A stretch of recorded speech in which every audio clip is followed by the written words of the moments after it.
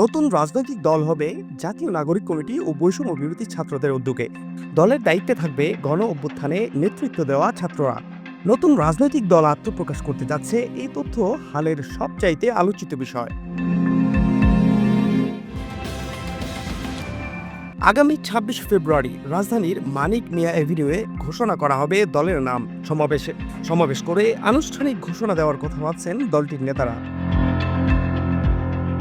জাতীয় নাগরিক কমিটি এবং বৈষম্য বিরোধী ছাত্র সংগঠনের সদস্যদের নিয়ে একটি প্রস্তুতি কমিটি করা হয়েছে ইতিমধ্যে।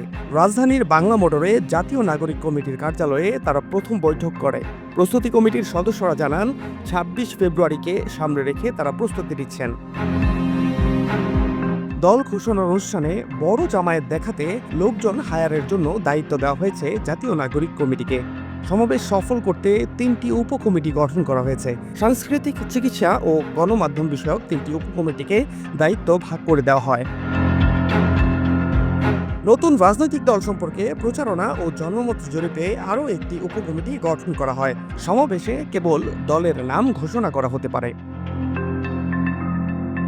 জুলাই গণ অভ্যুত্থানের ছাত্র নেতৃত্বের নতুন রাজনৈতিক দল গঠনের আলোচনা গত বছরের সেপ্টেম্বর মাসে শুরু হয়। এখন পর্যন্ত জানা গেছে, অন্তর্বর্তী সরকারের উপদেষ্টা নাহিদ ইসলামী নতুন দলের আহ্বায়ক হবেন। তবে দলের সদস্য সচিব পদ নিয়ে মতবিরোধ রয়েছে।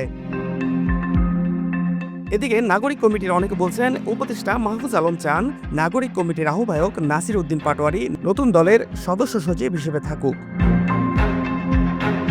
অন্যদিকে প্ল্যাটফর্মে থাকা সাবেক শিবির নেতারা চান নাগরিক কমিটির নির্বাহী সদস্য ও শিবিরের ঢাবি ইউনিটের সাবেক সভাপতি আলী আহসান জোনায়েদ নতুন দলের দ্বিতীয় প্রধান ব্যক্তি হিসেবে থাকুক।